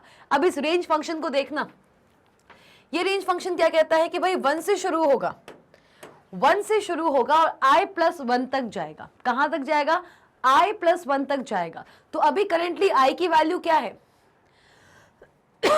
इस लिस्ट के अंदर i किस आइटम को ट्रैवर्स कर रहा है, 1 को ट्रैवर्स कर रहा है। तो करेंटली अभी i की वैल्यू है 1, तो मतलब 1+1 दैट इज 2 तक जाएगा। तो मतलब ये कहां तक जाएगा, कहां तक जाएगा, 1+1 मतलब कि 2 तक जाएगा भाई। ठीक है, 1 से शुरू होगा 2 तक जाएगा, तो लिस्ट क्या बनेगी, क्या लिस्ट बनेगी भाई, 1 से शुरू होगा 2 तक जाएगा, मतलब 2 - 1 मतलब 1, केवल और केवल एक ही वैल्यू रहेगी दैट इज 1। क्लियर हुआ, क्लियर हुआ। तो मतलब ये जो जेन कंट्रोल वेरिएबल है, जो ये जे कंट्रोल वेरिएबल है, जो सिर्फ और सिर्फ इस लिस्ट आइटम को ट्रैवर्स करेगा। I की वैल्यू जब 1 थी तब J की वैल्यू क्या हुई 1। J ने ट्रैवर्स किया किसको, अब ये जो J है ये भी इस रेंज को ट्रैवर्स करेगा, ये भी इस रेंज को ट्रैवर्स करेगा, और क्योंकि J कंट्रोल वेरिएबल एक लिस्ट आइटम को ट्रैवर्स कर रहा है तो पाइथन इंटरप्रेटर को मिल गई छूट कि वो इस J की बॉडी के अंदर, इस फॉर की बॉडी के अंदर भी एंटर कर सके। पाइथन इंटरप्रेटर ये वेट ही करता है कि फॉर लूप अगर लगा हुआ है तो उसमें जो कंट्रोल वेरिएबल है वो सीक्वेंस को ट्रैवर्स कर रहा हो। अगर कंट्रोल वेरिएबल सीक्वेंस को ट्रैवर्स कर रहा है, उसके आइटम को ट्रैवर्स कर रहा है, तो पाइथन इंटरप्रेटर विलिंगली उसकी बॉडी में एंटर कर सकता है। तो J यहाँ पे इस वैल्यू को ट्रैवर्स कर रहा है, तो हमारे पाइथन इंटरप्रेटर भाई साहब इस फॉर की बॉडी के अंदर भी घुस गए, और वहां पे उनको क्या मिला, वहां पे मिला है उनको एक प्रिंट स्टेटमेंट। क्या प्रिंट स्टेटमेंट, प्रिंट कराइए J की वैल्यू। J की वैल्यू अभी किसको ट्रैवर्स कर रही है 1। J की इक्वल्स क्या है, J में क्या स्टोर्ड है 1, तो भैया प्रिंट हो गया J 1 प्रिंट हो गया। देखिए 1 प्रिंट हो गया कि नहीं हो गया, देखिए 1 प्रिंट हो गया। 1 प्रिंट होने के बाद एंड की वैल्यू स्पेस हो, मतलब 1 के बाद एक स्पेस भी प्रिंट होना चाहिए। क्या होना चाहिए भाई 1 के बाद आपका एक स्पेस भी प्रिंट होना चाहिए। तो देखिए एक स्पेस भी प्रिंट हो गया, ठीक है। अब देखो यहाँ पे जो इनर आपका जो फॉर लूप है वो यहाँ पे खत्म हो रहा है। हो रहा है क्यों, क्योंकि ये इसका इंडेंटेशन है और इसके इंडेंटेशन के बाद आपको प्रिंट फंक्शन इसके इंडेंटेशन के बाहर मिला है। अगर यही प्रिंट फंक्शन यहां से लिखना शुरू होता तो ये प्रिंट फंक्शन भी इसका पार्ट होता, इनर J का, इनर लूप का। लेकिन प्रिंट फंक्शन यहां पे नहीं शुरू हुआ। इनर जो हमारा ये वाला जो प्रिंट फंक्शन है इसने इस फॉर लूप के इंडेंटेशन को फॉलो नहीं किया, सिर्फ इस प्रिंट फंक्शन ने इस इंडेंटेशन को फॉलो किया है। तो ये जो प्रिंट फंक्शन है फिर ये किसका है, किसकी बॉडी में है, तो ये जो प्रिंट फंक्शन है वो इस फॉर की बॉडी का है। मतलब ये प्रिंट फंक्शन जो लास्ट प्रिंट फंक्शन है ये आउटर J या आउटर फॉर लूप का इंस्ट्रक्शन है। तो भाई क्या हुआ, सबसे पहले तो कि भाई इस फॉर लूप को एग्जीक्यूट करने के बाद, इस फॉर लूप की कंडीशन को ट्रू साबित करके उसके अंदर लिखे हुए इंस्ट्रक्शन को एग्जीक्यूट करने के बाद पाइथन इंटरप्रेटर शांत नहीं बैठेगा, वो फिर से जाएगा इस फॉर के पास। और कब तक जाएगा, जब तक इस फॉर में आ रही कंडीशन फॉल्स ना हो जाए। यही होता है, जब तक फॉर के साथ या वाइल के साथ लगी हुई कंडीशन फॉल्स ना रिटर्न कर दे तब तक पाइथन इंटरप्रेटर उस पूरे लूप में घूमता रहता है और घूमता रहता है। यही होता है। तो भाई ये एक स्टेटमेंट उसने एग्जीक्यूट कराया और फिर से Python interpreter inner for loop के पास जाएगा और बोलेगा कि भाई अपने J को बोलो कि उसका जिस पर्टिकुलर लिस्ट को वो देख रहा है उसमें अगर कोई और मल्टीपल आइटम हो तो उसको भी वो ट्रैवर्स करे। तो ये जो J होगा ये अपने फॉर को बोलेगा कि भाई ये जो J है वो अपने फॉर को बोलेगा कि भाई मेरे पास अब कोई भी आइटम नहीं बचा है इस लिस्ट में, सिर्फ एक ही आइटम था, मैंने उसको ट्रैवर्स कर दिया। तो पाइथन इंटरप्रेटर ने अंदर घुस के प्रिंट फंक्शन को एग्जीक्यूट कर दिया। तो फॉर बोलेगा पाइथन इंटरप्रेटर को कि भैया अब हमारे पास लिस्ट में नहीं है एक भी आइटम, तो आप एक काम करो, आप मेरी बॉडी से बाहर निकल आओ। इनर फॉर बोलेगा। तो पाइथन इंटरप्रेटर क्या करेगा, जो इनर फॉर है उसकी बॉडी से ये वापस आ जाएगा। क्या आ जाएगा, बाहर आ जाएगा। और बाहर आते ही साथ उसे क्या मिला, बाहर आते ही साथ मिला उसे एक प्रिंट फंक्शन, वो प्रिंट फंक्शन जो कि आउटर फॉर का पार्ट है। तो अभी भी वो आउटर फॉर के अंदर है, आउटर फॉर के अंदर जो इनर फॉर था उसको एग्जीक्यूट किया पूरी तरीके से, उससे बाहर आया तो अभी भी आउटर फॉर में आया है। कहते हैं ना कि अगर ऐसा दिया हुआ है एक सर्कल के अंदर की तरह देखकर सोचो कि अगर मैं करंटली अभी इस सर्कल में हूं, मुझे इससे बाहर आना है, तो इससे बाहर आने के बाद मैं जो ये सेकंड सर्कल है इसी पे तो आऊंगी, डायरेक्टली तो जंप कर नहीं जाऊंगी। और फिर अगर मुझे इससे बाहर आना है तो इससे बाहर आने के बाद मैं इस सर्कल पे जाऊंगी। ऐसे करते करते फिर अल्टीमेटली मैं बाहर आऊंगी सर्कल के। ऐसे ही होता है। तो इनर फॉर से बाहर आने के बाद जो हमारे पाइथन इंटरप्रेटर है वो आउटर फॉर पे ही तो आए। तो आउटर फॉर पे उन्हें क्या मिला, आउटर फॉर पे मिला है उन्हें एक इंस्ट्रक्शन जिसका नाम है प्रिंट फंक्शन। और ये जो प्रिंट फंक्शन उसे देखने को मिल रहा है, प्रिंट फंक्शन, ना ही उसमें कोई मैसेज है, ना ही उसमें कोई वेरिएबल नेम है जिसकी वैल्यू हमें आउटपुट कंसोल पे प्रिंट कराना हो। जब भी प्रिंट फंक्शन ऐसे लिखा हो, समझ जाना next line print function, no message, no value, nothing, specifies a new line on the output console. ये जो प्रिंट फंक्शन है, ये जो प्रिंट फंक्शन है, ये स्पेसिफाई क्या करेगा, ये क्या स्पेसिफाई करेगा, ये स्पेसिफाई करेगा न्यू लाइन एट आइडियली। जो पाइथन आइडियली है उस पे न्यू लाइन पे अब हमारा कर्सर आ जाएगा। ठीक है, तो भाई प्रिंट फंक्शन इसने एग्जीक्यूट किया, आउटपुट कंसोल पे हमारा कर्सर न्यू लाइन पे ब्लिंक करने लगा। अभी न्यू लाइन पे अभी कुछ प्रिंट नहीं हुआ है, ठीक है, न्यू लाइन पे आ चुका है हमारा कर्सर। ये एरो बताता है कि इस प्रिंट फंक्शन की हेल्प से हमारा कर्सर न्यू लाइन पे आ चुका है। पहली लाइन उसने छोड़ दी। ठीक है, अब क्या पाइथन इंटरप्रेटर इस पूरे प्रोग्राम से बाहर आ जाएगा? नहीं। क्यों? क्योंकि कहने को ये चीज जरूर फॉल्स हो गई, लेकिन अभी ऊपर वाली चीज फॉल्स नहीं हुई है। अभी भी जो आउटर लूप है वो बिल्कुल चल रहा है। तो हमारे पाइथन इंटरप्रेटर भाई साहब इस प्रिंट फंक्शन को एग्जीक्यूट करने के बाद, इस वाले को एग्जीक्यूट करने के बाद वापस से हमारे आउटर फॉर के पास जाएंगे और बोलेंगे कि भैया अब जे ने तो हमारी बात नहीं सुनी, जे ने कह दिया कि सिर्फ हमारे पास एक ही वैल्यू है, भाई हमने उसको एग्जीक्यूट कर दिया, उसको ट्रैवर्स कर दिया। आई के पास जाएगा, बोलेगा भाई आपका जो आई है उससे पूछो अगर उसके पास इस लिस्ट में कोई वैल्यू बची हो। तो आई बोलेगा हाँ भाई अभी तो हमारे पास वैल्यू है। तो आई क्या करेगा, अब आई जो है वो ट्रैवर्स करेगा अब आई जो है वो ट्रैवर्स करेगा दूसरी वैल्यू। क्या ट्रैवर्स करेगा? लिस्ट में दी हुई दूसरी वैल्यू। अब आई की वैल्यू क्या है? 2। पहले आई की वैल्यू थी 1, अब आई की वैल्यू क्या है? 2। और भाई हम सब जानते हैं कि अगर आई किसी भी वैल्यू को एक लिस्ट में, एक टपल में, एक रेंज में, एक सीक्वेंस में किसी भी वैल्यू को अगर हमारा कंट्रोल वेरिएबल ट्रैवर्स कर रहा है तो पाइथन इंटरप्रेटर फिर से इसकी बॉडी के अंदर एंटर कर जाएगा बंधु। फिर से इसकी बॉडी के अंदर एंटर किया तो उसको फिर से मिला है जे, फिर से इसको इनर लूप मिला है, फिर से इसको इनर लूप मिला है। देख लो भाई, फिर से इसको इनर लूप मिला है भाई, देखिए मिल गया, मिल गया। अब यहां पे ये फिर से आया, फिर इसको फॉर जे मिला। ठीक है, आ जाओ, फॉर जे मिला, जे इन रेंज, रेंज फिर से ये एग्जीक्यूट होगा 1, i+1। तो भाई पहले जहां i की वैल्यू 1 थी, लेकिन अब i की वैल्यू क्या है? अब i की वैल्यू है आपकी 2। क्या है? 2।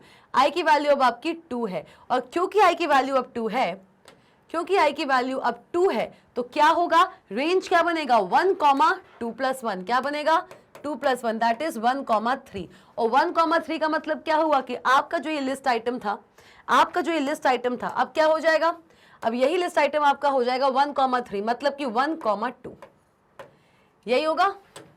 होगा कि नहीं होगा भाई बताओ? 1, 3, 3 - 1 मतलब 1 और 2, 2 तक जाएगा। स्टार्टिंग वैल्यू 1 है, स्टॉप वैल्यू 2 है। क्लियर? स्टॉप वैल्यू कभी भी नहीं आती, उससे एक कम जाता है, या फिर स्टॉप माइनस स्टेप जाता है। स्टेप दिया नहीं है तो स्टेप बाय डिफॉल्ट 1 हुआ, तो stop minus step that is 1। तो कितना हुआ? 1, 2। ठीक है, आइए, तो भाई जे को मिल गई है अब एक और नई लिस्ट। जे को हर बार एक नई लिस्ट मिलेगी।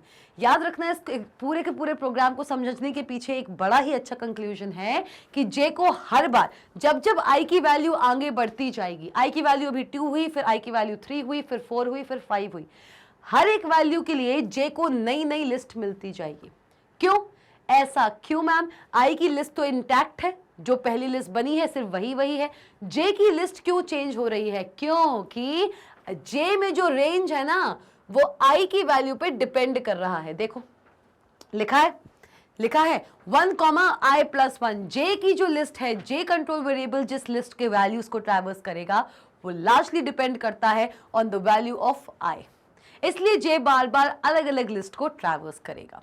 ठीक है, चलिए आइए, तो जे ने क्या किया भाई? जे को मिल गई एक और नई लिस्ट। कौन सी मिली है? एक और नई लिस्ट मिल चुकी है। और अब जो जे है, अब जो जे है, अब वो ट्रैवर्स करेगा किसको?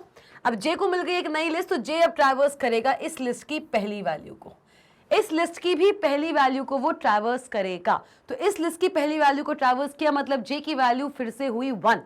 और जे की वैल्यू अगर 1 हुई तो पाइथन इंटरप्रेटर को तो यही चाहिए था कि जे किसी एक वैल्यू को ट्रैवर्स करे। तो पाइथन इंटरप्रेटर फिर से इस वाले फॉर के लूप के अंदर, इस वाले फॉर लूप के अंदर की बॉडी जो है उसके अंदर एंट्री मार जाएगा। और जैसे ही एंट्री मारी क्या मिला उसको? प्रिंट। जे की वैल्यू अभी कितनी है?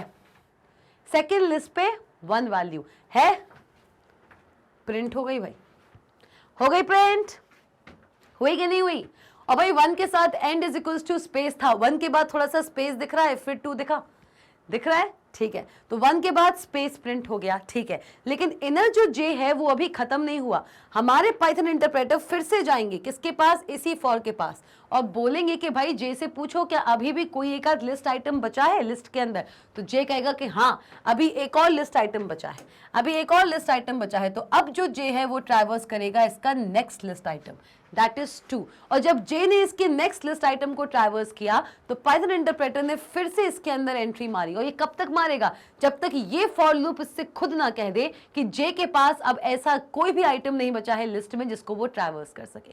क्लियर हो रहा है? तो क्या हो रहा है कि पाइथन इंटरप्रेटर ने फिर से इसके अंदर एंट्री मारी और प्रिंट की जे की वैल्यू। तो जे की वैल्यू अब कितनी है, 2 है, तो क्या प्रिंट किया, 2। क्लियर? क्लियर? चलिए, और 2 प्रिंट किया और फिर एंड में स्पेस, मतलब 2 के बाद भी यहां पर स्पेस है जो दिख नहीं रहा है हमें, क्योंकि स्पेस है तो space as it is vacant ही दिखेगा। ठीक है, आ जाओ भाई, तो स्पेस प्रिंट हो गया। स्पेस हमें 1 और 2 के बीच में दिख रहा है, देखो ये स्पेस है, ये एंड इज इक्वल टू जो स्पेस प्रिंट हो रहा है, मतलब यही है इसका। क्लियर? चलो आओ, आ जाओ भाई, चलो ठीक है, आओ। अब क्या हुआ, जे ने 2 वैल्यूज प्रिंट कर दी, 2 बार ये जो जे फंक्शन है, ये जो जे लूप है, ये जो फॉर लूप है, इनर लूप है, ये 2 बार चल गया। ठीक है, 2 बार चला for i is equals to 2 के लिए, जब आई की वैल्यू 2 थी, जब आई की वैल्यू 2 थी तब ये जो जे का लूप है वो 2 बार चला, फॉर 1 एंड 2। क्लियर? प्रिंट करा दिया। अब क्या होगा, अब पाइथन इंटरप्रेटर फिर से जाएगा, कब तक जाएगा, जब तक दूसरा वाला जो फॉर है, जो इनर फॉर है, वो उसको भगा ना दे। क्या करेगा, पाइथन इंटरप्रेटर फिर से गया, उसने कहा भाई आप फिर से पूछो जे से क्या इसकी लिस्ट में अभी भी कोई वैल्यू है, तो जे ने अब मना कर दिया कि नहीं अब कोई वैल्यू नहीं है, अब आप बाहर चले जाइए कृपा करके। तो पाइथन इंटरप्रेटर फिर से इस पूरे के पूरे लूप से बाहर आएगा, इस पूरे के पूरे लूप से बाहर आएगा, और बाहर आते ही इसे मिला ये प्रिंट फंक्शन, और ये प्रिंट फंक्शन क्या बताता है कि पाइथन आईडीएलई पे न्यू लाइन पे आगाज हो जाएगा, न्यू लाइन इन आईडीएलई। ठीक है, यहां पे आया, लेकिन ऊपर वाला जो आउटर फॉर है वो अभी तक फॉल्स नहीं हुआ। फिर से ये जाएगा आउटर फॉर के पास और आई से बोलेगा कि भाई ट्रैवर्स करो, तो अब आई ट्रैवर्स करेगी तीसरे वैल्यू को। तो ऐसा करते करते करते करते करते जो नई लिस्ट आएगी, जो नई लिस्ट आएगी जे के पास, वो होगी आपकी 1, 2, 3। क्लियर? तो इससे ये चीज समझ आई है, इससे क्या चीज समझ आई कि जे जितनी वैल्यूज को ट्रैवर्स कर रहा है वही प्रिंट होती जा रही है। पहली लिस्ट में उसे 1 वैल्यू मिली, उसने एक लाइन पे 1 प्रिंट किया। ठीक, दूसरी लिस्ट में उसे 1 और 2 मिला, उसने 1 और 2 प्रिंट किया। तीसरी लिस्ट में उसे 1, 2, 3 मिलेगा। ऐसा क्यों? क्योंकि आई की वैल्यू बढ़ती जा रही है और जे का जो रेंज बन रहा है वो आई पे डिपेंड कर रहा है। क्लियर? आई प्लस 1 पे डिपेंड कर रहा है। तो जे को मिलेगा फिर 1, 2, 3, फिर एक और नई लिस्ट मिलेगी जे को 1, 2, 3, 4, और लास्ट में उसे मिलेगा 1, 2, 3, 4, 5। ऐसे करते करते आपने एक चीज देखी कि आई की जो लिस्ट है वो स्टिक्ड है। ये कब तक चलेगा? जब तक आई 5 को ट्रैवर्स ना कर दे, और जब आई 5 को ट्रैवर्स करेगा ना, तो लास्टली जो जे है वो ट्रैवर्स करेगा 1, 2, 3, 4, 5 को। इस 1, 2, 3 आएगा, मतलब लास्ट लिस्ट जो जे भी ट्रैवर्स करेगा वो होगी ये। क्लियर? आई ने 5, जब आई की वैल्यू 5 है तब जे ने 1, 2, 3, 4, 5 5 आइटम्स को ट्रैवर्स किया जब आई की वैल्यू 5 हुई। क्लियर?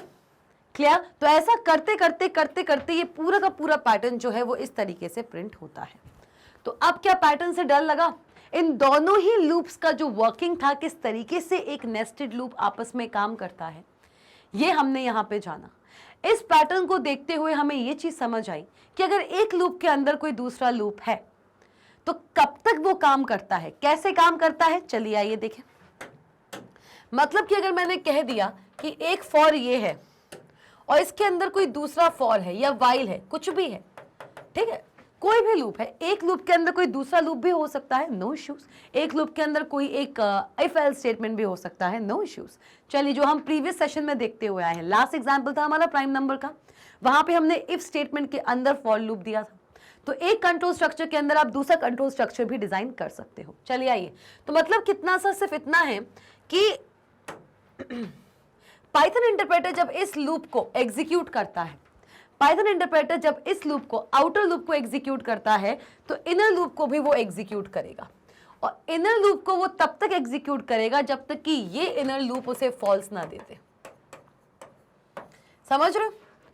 जब तक ये इनर लूप उसे फॉल्स ना दे दे तब तक वो इसी को एग्जीक्यूट करता रहेगा। एंट्री के लिए आउटर लूप की हेल्प लेगा। आउटर लूप में लगी हुई कंडीशन पहले ट्रू होना चाहिए, अगर वही फॉल्स हो गई तो पाइथन इंटरप्रेटर को किसी से कोई मतलब नहीं, वो एंट्री ही नहीं कर पाएगा। आउटर लूप सिर्फ एंट्री पर्पस के लिए इस्तेमाल होता है और इनर लूप के अंदर जब तक इनर लूप उसे फॉल्स रिटर्न नहीं कर देगा वो वापस से आउटर लूप के पास नहीं जाएगा। क्लियर हुआ? और इसी चीज को देखते हुए हम ऐसे ऐसे बहुत ही अमेजिंग पैटर्न्स ड्रॉ करते हैं। ये सबसे ज्यादा इजी पैटर्न है, mark my words my friends, ये सबसे ज्यादा इजी पैटर्न है। ऐसे भी पैटर्न आपको मिलेंगे जहां पे आप एक से ज्यादा लूप्स, 2 या 3 लूप्स लगाएंगे एक पैटर्न को ड्रॉ करने में। माउंटेन पैटर्न जब बनता है, जो मैंने आपको बताया था, उसमें आप 4 लूप का इस्तेमाल करते हैं। आप सोच लो, मतलब कोई ऐसा बाउंडेशन नहीं है, कोई ऐसा रेस्ट्रिक्शन नहीं है कि आप एक लूप के अंदर सिर्फ एक ही लूप नेस्ट कर सकते हो। You can nest multiple loops inside a single loop. Clear? आते हैं फिर एक और एग्जाम्पल पे, चलिए आइए देखते हैं। For program to find prime numbers between 2 to 50 using nested for loops. भाई इस प्रोग्राम को हम कर चुके हैं हमारे प्रीवियस सेशन में। जी हाँ, ये बहुत ही अमेजिंग प्रोग्राम था और इस प्रोग्राम को हमने इफ और सिंगल फॉर लूप की हेल्प से किया था। अब इसी प्रोग्राम को हम यहाँ पर किसकी हेल्प से करेंगे? हम इसी प्रोग्राम को यहाँ पर करेंगे नेस्टेड फॉर लूप्स की हेल्प से। किसकी हेल्प से? नेस्टेड फॉर लूप्स की हेल्प से। और यहाँ पे जो हमें चीज दे दी गई है हमारी हेल्प करने के लिए, वो ये दिया गया है कि हमको एक रेंज दे दी गई है कि आपको प्राइम नंबर्स फाइंड आउट करने हैं। कहां से कहां तक? 2 से लेके 50 तक। तो इस क्वेश्चन को देखते हुए हमें ये तो समझ आ गया कि हमारे पास एक रेंज पहले से दी हुई है, हमें यूजर से इनपुट नहीं लेना है। क्लियर? चलिए, तो मतलब एक रेंज फंक्शन यूज होगा, एक रेंज फंक्शन यूज होगा जहां पे स्टार्टिंग वैल्यू आपकी 2 होगी और स्टॉप वैल्यू आपकी 50 जाएगी। ये समझ आया? ये समझ आया कि नहीं आया? मेरे ख्याल से ये चीज आपको समझ आ गई होगी कि एक रेंज फंक्शन इसमें इस्तेमाल होने वाला है। और फॉर लूप की बात कर लिए भाई, तो भैया रेंज फंक्शन होना तो बनता ही बनता है। तो भाई रेंज फंक्शन होगा जो 2 से स्टार्ट होगा और 50 तक जाएगा। क्लियर?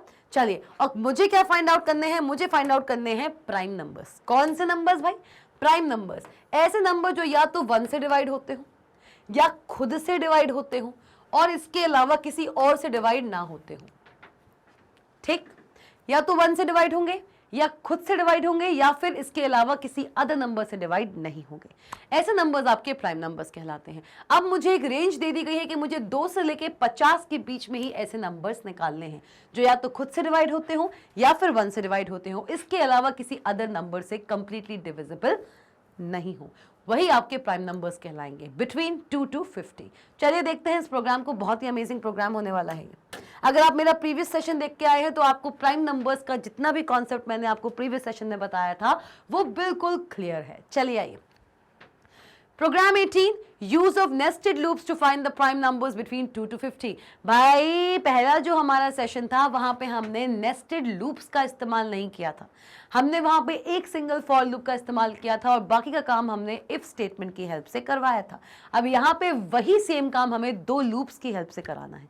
चलिए आइए, हमने लिया एक नंबर जिसको मैंने वैल्यू दी है 2। देखो मुझे पता है 2 से लेके 50 तक जाना है। एक मैंने लूप लिया फॉर i इन रेंज 2,50। 2 से लेके 50 तक जाएगा तो लिस्ट क्या बनेगी आपकी? लिस्ट बनेगी 2 से शुरू होगी, ठीक है, 2 से शुरू होगी और कहां तक जाएगी? 49 तक, क्योंकि स्टेप की वैल्यू दी नहीं हुई। स्टेप की वैल्यू दी नहीं हुई। 2 3 4 5 6 7 8 9 10 एंड चलते चलते चलते चलते चलते चलते 49 तक ही आपकी जाएगी। क्लियर हो गया? हाँ, तो ये मेरे पास पूरी की पूरी लिस्ट निकल कर आ गई है और क्योंकि लिस्ट यहाँ पे निकल कर आ गई है तो फॉर के अंदर मुझे मिला है एक वाइल लूप। ठीक है, आइए मैम, वाइल लूप यहाँ पे मिल चुका है। देखो क्वेश्चन को देख के थोड़ा कंफ्यूजन हो सकता है कि यहाँ पे हमें प्रोग्राम बनाना है विथ नेस्टेड फॉर लूप्स, मतलब कि जो फॉर है, जो फॉर लूप है वो नेस्टेड होगा, मतलब फॉर लूप के अंदर एक और लूप आना चाहिए। अब वो जो लूप है वो वाइल भी हो सकता है, वो फॉर भी हो सकता है, it totally depends upon us. चलिए आइए, नंबर इज इक्वल्स टू 2 दिया है क्योंकि हमको पता है 2 से लेकर 50 के बीच में जो नंबर्स एग्जिस्ट करते हैं उन्हीं में से हमें प्राइम नंबर्स को खींच खींच के निकालना है। आ जाओ, आते हैं j is equals to 2। j की वैल्यू हमने दे दी है क्योंकि यहाँ पे हम एक वाइल लूप यूज करने वाले हैं, तो j की वैल्यू हमने 2 दे दी है, while j is less than equals to i divided by 2। चलो आ जाओ, ठीक है, एक काम करते हैं, सीधा सीधा इसका ड्राई रन करते हैं। ड्राई रन करेंगे तो भैया प्रोग्राम ज्यादा समझ आएगा। चलो आओ, एक काम करें, इसका आउटपुट दिया हुआ है ना, ठीक है, चलो कोई बात नहीं, कोई बात नहीं, इसका ड्राई रन बनाते हैं फॉर i इन रेंज जितना j is equals to 2 while this in this. चलो ठीक है, इतने में कोशिश करते हैं कि बन जाए भाई। नम की वैल्यू कितनी चल रही है? नम की वैल्यू हमने दी है 2, ठीक, नम की वैल्यू हमने 2 दी है फॉर i चलेगा कहां से कहां तक? i जो है, जो आपका i है वो कहां से कहां तक चल रहा है? आपका i चल रहा है कहां से कहां तक? 2,50 तक, मतलब कि 2,50 तक, मतलब 2, 3, 4, चलते चलते चलते चलते 49 तक चलना चाहिए। ठीक है भाई, मतलब कि आपका ये जो फॉर लूप है ये 49 टाइम्स एग्जीक्यूट होगा।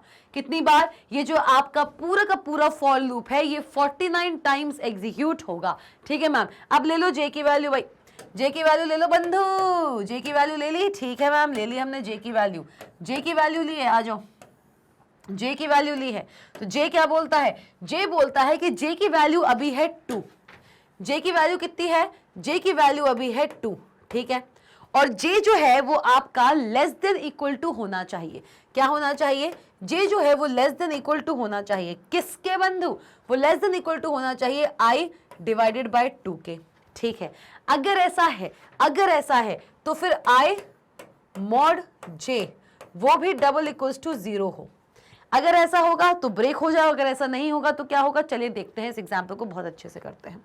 आ जाओ, फॉर आई इन रेंज इतना, देखो पहली बात तो आई एक फॉर लूप है तो आई सबसे पहले इसके पहले आइटम को दैट इज 2 को यहाँ पे पॉइंट करेगा। नंबर हमने 2 दे के रखा है, रेंज 2,50 चलेगी। जे की वैल्यू अभी क्या चल रही है बंधु? जे की वैल्यू क्या चल रही है? जे की वैल्यू चल रही है 2। ठीक है, आओ, j इज इक्वल्स टू 2। अब आएगा पाइथन इंटरप्रेटर वाइल लूप पे। वाइल लूप पे जैसे ही पाइथन इंटरप्रेटर आया उसको मिला j इज लेस देन, मतलब क्या 2, क्या जो 2 है, क्या जो हमारा 2 है वो लेस देन इक्वल टू है क्या? i divided by 2। i की वैल्यू कितनी है? 2। 2 डिवाइडेड बाय 2, आंसर कोशेंट क्या? 1। यही होगा, 2 डिवाइडेड बाय 2 कर लूं, कितना हुआ? 2 1 जा 2, आंसर क्या है? आंसर क्या है? 1। तो क्या 2 लेस देन या फिर इक्वल टू है 1 के? क्या ये बात सही है? ये बात गलत है। तो इसने क्या रिटर्न कर दिया? इसने रिटर्न कर दिया फॉल्स। और क्योंकि वाइल लूप ने रिटर्न कर दिया है फॉल्स, तो वाइल लूप की बॉडी के अंदर जितने भी स्टेटमेंट्स हैं उन किसी भी स्टेटमेंट को हमारा जो पाइथन इंटरप्रेटर है वो एग्जीक्यूट नहीं करेगा और सीधे सीधे वो आएगा आउटर फॉर लूप के इंस्ट्रक्शंस के पास। और आउटर फॉर में उसे क्या मिला है? If condition. इफ कंडीशन क्या कह रही है? इफ कंडीशन क्या कह रही है? अगर ट्रू होगा या फॉल्स होगा। देखो, अगर ये कंडीशन ट्रू हुई तो ये एग्जीक्यूट होगा, और अगर ये फॉल्स हुई तो क्या एग्जीक्यूट होगा? क्या ये कंडीशन अगर ट्रू हुई, 2 is less than equals to i divided by 2, अगर ये कंडीशन ट्रू हो रही है तो क्या रिटर्न होगा? i mod j double is equals to 0, ये रिटर्न होगा। ठीक, और अगर ये कंडीशन फॉल्स हो गई, अगर ये कंडीशन फॉल्स हो गई तो क्या रिटर्न होगा? चलिए आइए, तो क्या रिटर्न होगा? j is greater than i divided bye j। क्या होगा? अगर ये कंडीशन आपकी फॉल्स हो गई है तो j जो है वो greater than i divided bye j, ये चेक होगा। ठीक है, तो भाई इस फाइल के साथ जो कंडीशन है वो फॉल्स रिटर्न हो गई तो क्या होगा? इस फॉर लूप के अंदर जो नेक्स्ट इफ कंडीशन दी हुई है उसकी चेकिंग की जाएगी। क्या बोल रहा है? j की वैल्यू कितनी है? 2। क्या 2 ग्रेटर देन है किसके? i divided bye j। i की वैल्यू कितनी है? अभी i की वैल्यू 2 चल रही है, j की वैल्यू 2 चल रही है, मतलब कि 2 डिवाइडेड बाय 2 मतलब 1। क्या होगा? 1। क्या 2 हमारा ग्रेटर देन 1 है? ये बात बिल्कुल सही है, और क्योंकि 2 हमारा ग्रेटर देन 1 है तो प्रिंट कराइए i की वैल्यू। किसकी वैल्यू? प्रिंट कराइए i की वैल्यू। तो आउटपुट क्या आएगा? आउटपुट आएगा आपका, आउटपुट क्या आएगा? प्रिंट कराइए i की value, it is a prime number. i जो है मतलब कि 2 इज अ प्राइम नंबर। आई की वैल्यू कितनी है? 2 है, तो 2 इज अ प्राइम नंबर। ठीक है, ये प्रिंट कराने के बाद क्या करेंगे आप? ये प्रिंट कराने के बाद आप आएंगे कहां? क्या आप आ जाएंगे बाय बाय पर? नहीं। क्यों? क्योंकि इंटरनल लूप हमारा फॉल्स हुआ है, लेकिन एक्सटर्नल लूप अभी भी चल रहा है। तो एक्सटर्नल लूप पे फिर से हमारा पाइथन इंटरप्रेटर आएगा, और हमको पता है कि आई 49 टाइम्स चलने वाला है। जब तक फॉर लूप 49 टाइम्स नहीं चलेगा तब तक बाय बाय प्रिंट नहीं होगा। क्लियर? चलिए आइए, तो आपका प्रिंट फंक्शन यहाँ पे जो प्रिंट फंक्शन है वो एग्जीक्यूट हुआ इफ के अंदर आउटर फॉर का, और यहां से आपका पाइथन इंटरप्रेटर वापस जाएगा इस फॉर लूप पे। आ जाओ, अब आई किसको टारगेट करेगा? अब आई टारगेट करेगा 3 को। कर लिया? ठीक है, आई की वैल्यू क्या है? आई की वैल्यू है अब 3। आई की वैल्यू 3 है, लेकिन जे की वैल्यू अभी भी 2 चल रही है भाई। जे की वैल्यू अभी भी 2 चल रही है। दोबारा उसको फिर से जे इज इक्वल्स टू 2 मिला। आई की वैल्यू जब 3 हुई तो फिर से उसने एंट्री मारी, क्या करी? फिर से उसने एंट्री मारी इस फॉर लूप के अंदर, और यहाँ पे उसको जे की वैल्यू फिर से 2 मिल गई है, और चेक करेगा कि क्या 2 लेस देन इक्वल्स टू। अब आई की वैल्यू कितनी है? 3, मतलब कि कितना? 3 डिवाइडेड बाई 2। आई की वैल्यू 3 है, 3 डिवाइडेड बाई 2 कितना हुआ? 1। कितना आया? 1। तो क्या 2 लेस देन इक्वल्स टू 1 है? क्या ये बात सही है? गलत है, फॉल्स है। 2 लेस देन इक्वल्स टू 1 है ही नहीं। तो जब ये कंडीशन फॉल्स हो गई, फिर से जब ये कंडीशन फॉल्स हो गई, तो इस लूप के अंदर लिखा हुआ हर एक स्टेटमेंट टोटली इग्नोर किया जाएगा पाइथन इंटरप्रेटर के साथ। पाइथन इंटरप्रेटर इस पूरे के पूरे लूप को इग्नोर करेगा और बाहर आ जाएगा व्हाइल लूप के, और बाहर आके उसको मिला है फॉर लूप का इफ स्टेटमेंट। फॉर लूप का इफ स्टेटमेंट जो उसको मिला है, वहां पे उसको मिला जे इज ग्रेटर देन, मतलब क्या 2 जो है वो ग्रेटर देन 1 है? हाँ जी मैम, ये कंडीशन ट्रू है, और अगर ये कंडीशन ट्रू है तो प्रिंट कराइए आई की वैल्यू। आई की करंट वैल्यू क्या चल रही है? 3, तो 3 इज अ प्राइम नंबर। हो गया प्रिंट? हो गया? हो गया। ऐसे करते करते कब तक चलेगा? 5 is a prime number, 7 is a prime number. एक काम करते हैं, 4 का देख लेते हैं पहले। आ जाओ, 4 का देख लेते हैं। आओ 4 का देखते हैं भाई। अब आई की वैल्यू कितनी हुई? अब आई की वैल्यू होगी 4, और जब आई की वैल्यू 4 होगी, कंडीशन ट्रू हुई, अंदर इसने एंट्री करी, जे की वैल्यू अभी भी 2 है। तो क्या 2 less than equals to 4 divided by 2 कर लो। 4 डिवाइडेड बाई 2 कितना आएगा? 2 आंसर आएगा। हाँ जी, 2 आंसर आएगा। तो क्या 2 लेस देन इक्वल्स टू 2 है? क्या जो 2 है, जे की वैल्यू है, वो लेस देन या फिर इक्वल है 2 के? कंडीशन हो गई ट्रू। क्या हो गई? कंडीशन हो गई ट्रू। और जब कंडीशन ट्रू हो गई तो ये आएगा इस वाइल की बॉडी के अंदर। ये रिटर्न कर दिया इसने ट्रू भाई, ट्रू रिटर्न कर दिया है। और वाइल के साथ कंडीशन अगर ट्रू हो चुकी है तो उसके अंदर आएगा वो इफ कंडीशन पे। इफ कंडीशन क्या बोल रहा है? आई मॉड जे। आई की वैल्यू कितनी है? 4। कितनी आई की वैल्यू? वैल्यू आई की वैल्यू चल रही है 4। तो क्या 4 मॉड जे की वैल्यू अभी भी 2 ही चल रही है। 4 mod 2 double is equals to 0।